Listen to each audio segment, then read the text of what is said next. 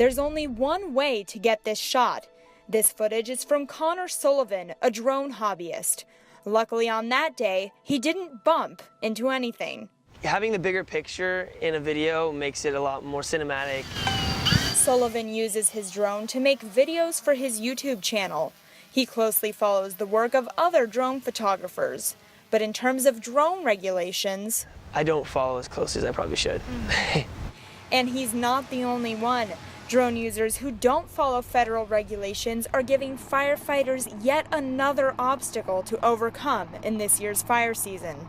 The people that are in those aircraft up there, they're in a much different position than a person that's flying a drone from the ground. The FAA expects drone hobbyists to comply with flight restrictions. This includes rules against flying near emergency situations like wildfires. CAL FIRE recently launched a PSA urging hobbyists to remember. If you fly, we can't. The campaign was launched after multiple drones forced pilots to retreat during a fire over the Cajon Freeway this summer. That whole fire probably could have been put to rest in its very early stages if those drones had not gotten in the way and stopped the aircraft from flying.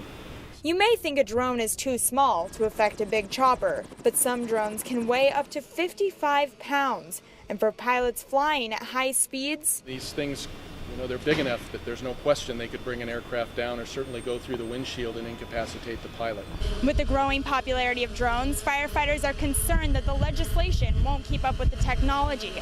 Pilots have already reported over 650 drone sightings this year alone, but that hasn't stopped drone users from fighting to keep drones like this in the sky. It was basically a ban on technology. Alan Hagman joined the National Press Photographers Association in their fight against an anti-drone bill. The legislation would have criminalized drone use over private property in California. Governor Jerry Brown decided to veto the anti-drone bill. It's just kind of a draconian, outdated regulation, and I think they realized that through a lot of news organizations fighting it. But the press still is unhappy with federal drone regulations, which don't allow drones to operate for commercial use. Hagman says this unfairly limits journalists. I can air drone footage that you shoot, but I can't go out and shoot that myself. He also hopes that hobbyists won't ruin it for the press. If a drone drowns a helicopter and somebody dies in that fire, that drone pilot's responsible for that.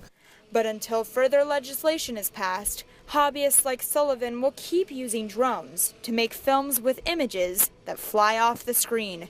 Reporting for Annenberg TV News, I'm Madison Mills.